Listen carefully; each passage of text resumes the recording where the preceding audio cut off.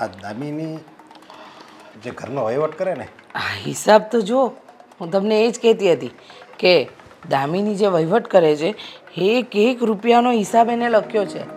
બહુ હોશિયાર છે આ છોકરી. અરે 5 રૂપિયા પણ કોઈને આપ્યા હોય તો એ પણ આમાં એને લખ્યું છે. ખરેખર આપણે નસીબદાર છીએ કે આપણા ઘરમાં છે. અને આવો સરસ હિસાબ રાખે છે છતાંય પેલા બેન નથી ગમતું, મને એ વિચાર થાય. દામિની લે. હા, આવી ગઈ બેટા. હમણાં અમે લોકો હમણાં તારી જ વાત કરતા હતા. આંટી, મારે તમારી લોકો સાથે એક વાત કરવી છે. અમારે I mean, મારે કંઈક કહેવું છે. અરે બેટા કે ને, તારું ઘર છે ને વાત કરવી હોય તો કર બિંદાસ, ચિંતા શાની.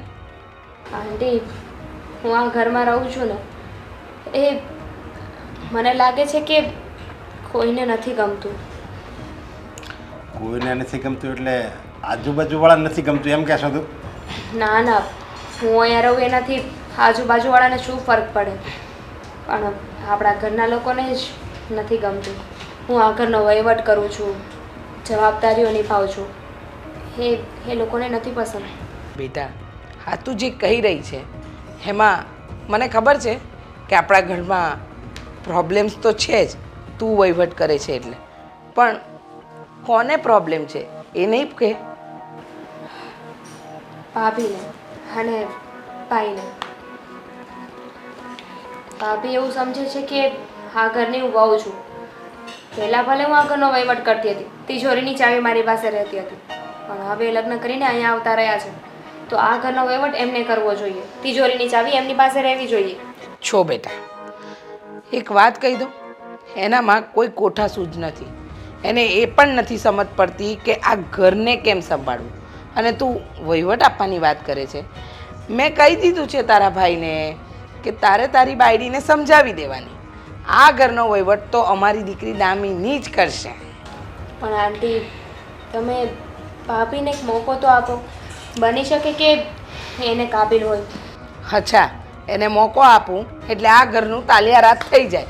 હવે તમે આને કોઈ કહો ને, આ બધા મોકા આપવાની વાત નથી બેટા, ઘર સંભાળવાની વાત છે. ને એનામાં તારા જેટલી બુદ્ધિ પણ નથી.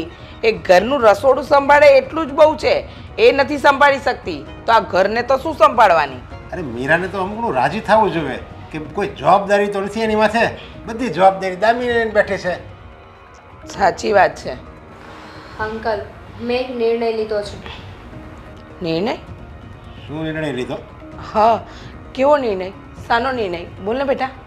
મેં વિચાર્યું છે કે હું આ ઘર છોડીને જતી રહું. આજે બોલી બેટા, આજ પછી આ શબ્દ તારા મોઢામાંથી કાઢતી નહીં. હો આંટી, શું કામ ચિંતા કરો છો? હું કંઈ હંમેશ માટે આ ઘર મૂકીને નહીં જતી રહું. જ્યારે તમને મારી યાદ આવે ને ત્યારે હું તમને મળવા આવતી રહીશ. આ શું બોલે છે? આ ગાંડી થઈ ગઈ છે. તમે જ કોને આને કહી. જો બેટા, જેને ન ગમતું હોય ને એ આ ઘર છોડીને વયા જાય, બાકી તારે ક્યાંય નથી જવાનું. હા, અરે તને અમે આ ઘરમાંથી ન જવા દઈ શકીએ. અને તું કહે છે કે ગમે કે ન ગમે, જેને ગમે એ રહેશે અને નહીં ગમે ને એ જશે. સમજી ગઈ? પણ કંઈ નહીં. કહ્યું ને મેં અને તારા અંકલે કે તારે આ ઘર છોડીને નથી જવાનું. અરે આ ઘરમાં કમાઈને લાવે છે તારા અંકલ, આ ઘરના વડીલ છે. જો અમને લોકોને નથી વાંધો તો બીજા કોઈને વાંધો હોવો જ ન જોઈએ. બસ આંટી, શાંત થઈ જાઓ. તું આ વાત બેટા સપનામાં પણ બીજી વાર નહીં કરતી. હા, તો મને વિચાર આવ્યો હતો કે જો ઘરમાં પ્રોબ્લેમ્સ ઊભી થતી હોય ને તો હું આ ઘર છોડીને મહિલા આશ્રમમાં રહેવા જતી રહું, એટલે અરે કોઈ પ્રોબ્લેમ નહીં આવે. તું આશ્રમની વાત કરે છે બેટા? અમે તને આ ઘરમાંથી સાસરે જ વડાવીશું, એ સિવાય અમે તને કશે ના મોકલી શકીએ. અને આ વાત ફરી ક્યારેય નહીં બોલતી. જો તું અમને અંકલ આંટી દિલથી માનતી હોય ને બેટા, તો અમને છોડીને જવાની વાત ક્યારેય નહીં કરતી. હો હવે આ પહેલી વાર અને છેલ્લી વાર આ વાત કરી, હવે ક્યારેય નહીં કરતી. સારું અંકલ. અને મીરા તને કાંઈ કહે ને તો કહી દેજે કે તમે અંકલને કહો જે કહેવું હોય, મને કાંઈ નહીં કહેવાનું. જો મીરા, દામિની આ ઘરનો વહીવટ કરે ને એ મને ખબર છે. તને કે મહેશને કે અશોકને કોઈને નથી ગમતું, પણ એ બહુ સારી રીતે વહીવટ કરે છે. અને આ ઘર પોતાનું છે એમ માનીને રહે છે એટલે હું વહીવટ કરવા દઉં છું. જે હોય તે પપ્પા, મને એ છોકરી પસંદ જ નથી. જ્યારથી ઘરમાં આવી છે ને ત્યારથી કંઈક ને કંઈક લપ હોય છે આપણા ઘરમાં. અરે બેટા, એ તો પહેલેથી આપણી ઘરમાં રહે છે. તમે તો હમણાં આવ્યા ને અહીંયા સાસરે. હું આવી તો પછી ઘરમાં ચેન્જીસ થવા જોઈએ ને, પણ નહીં. હું આવીને તો પણ આપણા ઘરમાં તો કંઈ ચેન્જ થયું જ નથી. હતું એનું એ જ બસ. જો આ બધું હવે તમારે છે ને થોડા દિવસ સહન કરવાનું છે અને એના માટે હું છે ને છોકરો ગોતું જ છું.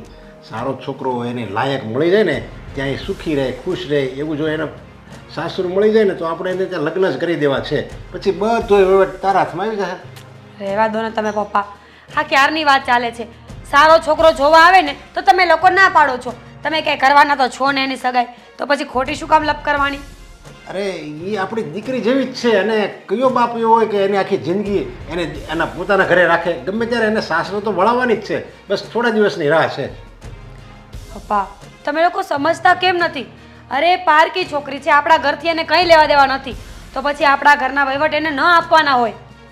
અરે એમાં જો એ સારી રીતે વહીવટ કરે અને વહીવટ કરે ને તો એને બધો ખ્યાલ આવે, એને બધું આવડે, તો એ એના સાસરે જાય ને ત્યાં એ પાછી ન પડે, એને બધું આવડી જાય ને એટલે એને વહીવટ કરવા દઉં છું. કંઈ પણ બોલો છો પપ્પા તમે પણ સાચું. તમે માનશો નહીં મારી વાત. મને તો સમજાતું નથી કે એનામાં એવું તો શું છે આવડતમાં કે આખું ઘર સંભાળે છે. અને આમ પણ એ અહીંયા રહે છે ને તો હું એનું મન અહીંયા ઓતપ્રોત રહે. અને જો એ મા બાપ વગરની છોકરી છે, હવે કંઈક એકલી રહે તો એના આડાવાળા વિચાર આવે, ન કરવાનું કંઈક પગલું ભરી બેસે, એની કરતાં આપણે ઘરે રહે વહીવટ આપણે ઘરનો કરે તો એમાં ને એમાં એ ઓતપ્રોત રહે. એને સમય જાય અને એને એમ લાગે કે નહીં મારું પોતાનું કોઈ છે આ ઘરમાં. અને એનો ભાઈ, એનું શું છે? એના ભાઈને ભણાવવાનો ખર્ચો પણ આપણે આપવાનો. અરે પણ જો એ નાનો છે, કોઈ છે નહીં, અને તમને તો ખબર છે ને કે લોકો કેટલું દાન કરે છે. આપણે તો ખાલી આ એક છોકરાને જ ભણાવીએ છીએ. લોકો તો હજારો 1200 1500 કેટલા બાળકોને એમણામ ભણાવતા હોય. આપણે તો ખાલી એક છોકરાને ભણાવીએ. આપણે એ નિરાધાર છે, એનો ખાલી આધાર બનીએ છીએ આપણે.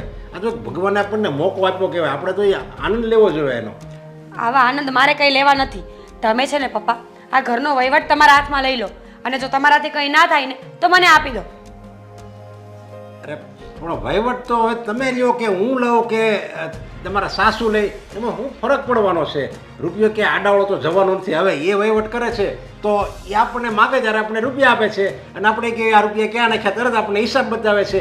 એમાં વહીવટ એની પાસે રહે કે તમારી પાસે રહે કે મારી પાસે, એમાં શું ફરક પડે છે? ફરક તો ઘણો પડે પપ્પા. ફરક તમને ન પડતો હોય ને તો કંઈ નહીં, પણ મને તો બહુ જ પડે છે.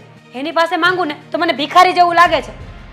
એ જો આપણા વિચાર એવા છે, આપણે એમ માનીએ કે નહીં એ મારી પોતાની છે અને એ મારા સારા માટે કરે અને પછી આપણે માગવા જઈએ ને તો આપણને ખરાબ ન લાગે. પણ આપણે પહેલેથી એવો નિર્ણય કરીએ કે ઓહો આ તો પારકી છે ને આ વહીવટ ન કરવી જોઈએ ને આપણે મનમાં નફરત લઈને જઈએ ને એની પાસે, એટલે આપણને ખરાબ લાગે. પપ્પા તમારી સાથે વાત કરવી બેકાર જ છે. ખબર નહીં હું તમારી સાથે શું કામ આ બધી વાત કરું છું. અરે હું તો ખાલી સમજાવું છું. એટલે બીજી વાર તું એને કંઈ કહે ને તો એને આમ એમ થવું જોઈએ કે નહીં મારું પણ આ દેખરેખ, મારી પણ આ દેખરેખ રાખે છે. તમે માનશો ને એમ જ ને, બોલવું નકામું જ છે ને. 100 વાતની એક વાત છે પપ્પા, જો એ છોકરી આમનામ ઘરના વહીવટ કરશે ને તો એક દિવસ બધાને કંગાલ કરવાની છે. અરે ના ના એવું કાંઈ નથી. હું એને સારી રીતે ઓળખું છું. છોકરી બહુ ડાય છે, હોશિયાર છે, વહીવટ કરવામાં કોઈ કચાશ નહીં રાખે. એમાં છે ને આપણે કાંઈ ચિંતા કર્યા જેવું નથી. અને જે દિવસે જાશે ને ત્યારે આખું ઘર લૂંટીને જશે, પછી તમને ખબર પડશે. અરે એવું સપનામાં કોઈ દી ન વિચારાય. એ છોકરી કેટલી ડાય છે, સંસ્કારી છે, એવું કોઈ દિવસ ન કરે. બધું ખબર છે, એ પાયનો હિસાબ રાખે છે. હવે એનો સગો ભાઈ છે, એ આપણી માટે તો પારકો જ છે. અને જો એને કંઈક રૂપિયા જોતા હોય ને તોય કે ક્યાં નાખ્યા ને હું કર્યા ને એમ કરીને રૂપિયા આપે છે. એટલે દેખાડો કહેવાય. નહીં તો સગા ભાઈને કોણ ના પડે પૈસા વાપરવાની? આ તો તમને દેખાવ કરે છે. એવું કાંઈ છે નહીં, વાત નથી એવી. ખાલી તમારે વિચારવાની જરૂર છે. આ સારું છે ને ખરાબ છે, બસ વિચાર બદલો એટલે બધું બદલાઈ જાય. વિચારી લીધું, તમારે જે કરવું એ કરો.